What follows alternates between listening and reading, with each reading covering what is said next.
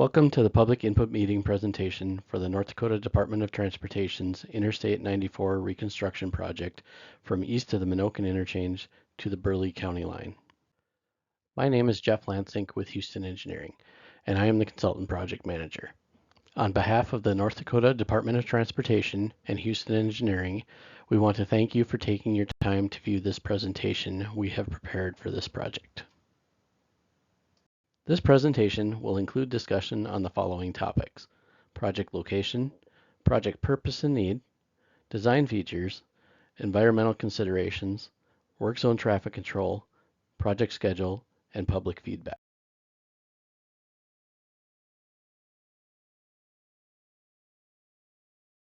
The goal of this presentation is to solicit input from property owners, businesses, residents, and the traveling public, and answer any questions. Public outreach for this event includes postcard mailers to property and business owners. Public comments received will be included in the decision-making and incorporated into the environmental document. The project is located along Interstate 94 from just east of the Minokan interchange to the Burleigh-Kidder County line.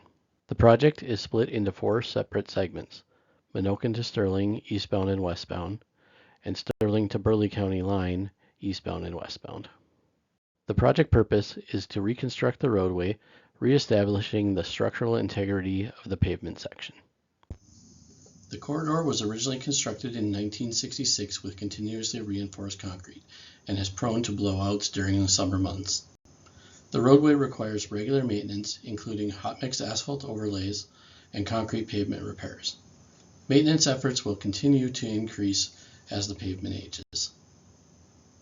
The roadway requires regular maintenance, including hot mix asphalt overlays and concrete pavement repairs. Maintenance efforts will continue to increase in frequency and significance as the pavement ages. The National Environmental Policy Act, NEPA, requires agencies to assess the environmental impacts of proposed actions prior to making decisions. NDDOT uses the NEPA process to evaluate the environmental and related social and economic effects of their proposed actions. The existing corridor consists of 2 eastbound lanes, 2 westbound lanes with a 3-foot inside shoulder and a 10-foot outside shoulder.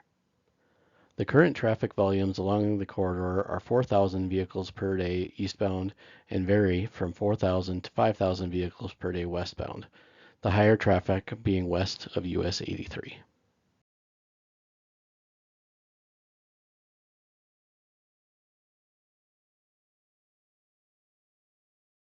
The proposed roadway would consist of a similar geometric layout as the existing, with a wider 4-foot inside shoulder and the outside 10-foot shoulder consisting of 2 feet of concrete and 8 feet of hot bituminous pavement.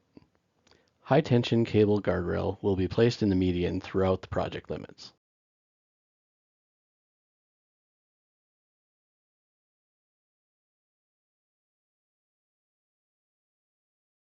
There are 7 structures within the project limits, including 2 reinforced concrete boxes, 3 interchanges, and 2 grade separation crossings. Improvements at the structures include extending the box culverts, deck overlays and approach slab replacement, and a deck replacement at the Clear Lake separation. The Sterling interchange will be replaced as part of a separate project. Traffic will be head-to-head on the roadway not under construction, providing 1 lane of traffic in each direction during construction. Access to and from the interstate will be maintained by installing temporary ramp connections at existing interchanges. Traffic delays can be expected in the construction work zones.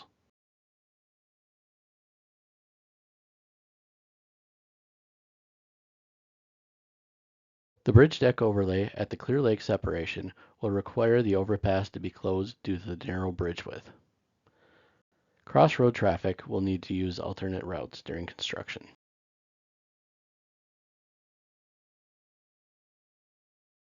The environmental considerations for the project include cultural resources, aquatic resources, including wetlands and streams, and economic and social impacts. No Section 4F facilities exist within the project limits. The project is not adding any additional through lanes and has no significant alterations to the horizontal and vertical alignment. Therefore, a noise analysis will not be required. The existing right-of-way is approximately 200 feet north and south of the median center line throughout the corridor. No work is anticipated outside of the existing right-of-way.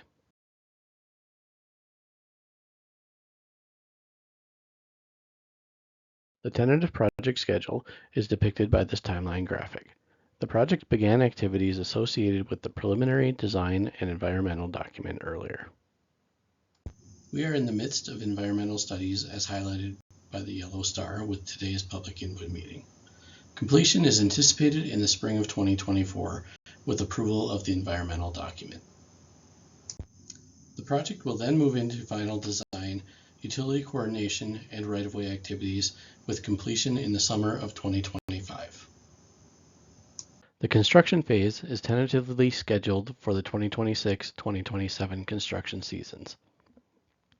It should be noted that 2026 through 2027 dates are tentative and subject to change pending funding availability. There are two alternatives being considered as part of this project. These include the no-build and reconstruction alternatives. There is no initial cost for the no-build alternative, but ongoing maintenance costs will continue. The reconstruction alternative has an estimated construction cost of approximately $146.5 million. Both alternatives have pros and cons. The no-build alternative pros include no initial costs and no initial impact to traffic. Cons to the no-build alternative include continued maintenance costs, ride quality continues to deteriorate, impacting traffic, and the structures will continue to deteriorate. The build or reconstruction alternatives pros include improved ride quality, increased load carrying capacity, reduction in maintenance, and increased lifespan of structures. Cons to the reconstruction alternative include traffic impacts during construction and cost. Your input is valuable in regards to the proposed project improvements.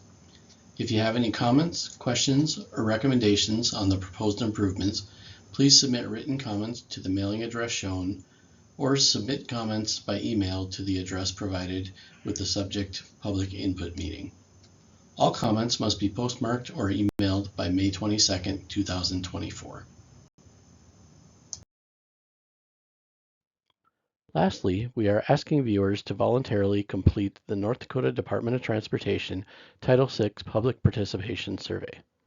There are two options to complete this form from the NDDOT Public Events Calendar. Option 1, access the electronic survey link or scan the QR code shown. Option 2, you may download the form from under Attachments/Files, Title VI Survey SFN 60149.pdf. Complete the form and mail to the address shown. This concludes the public input meeting presentation for the Interstate 94 reconstruction project from east of Menoken to the Burleigh County line. Please participate in the response activities and discuss with the project team. Written statements about the project may be submitted for 15 calendar days following the public meeting, May 22, 2024, and will be made part of the public record. Again, on behalf of the North Dakota Department of Transportation and Houston Engineering, we thank you for attending this presentation.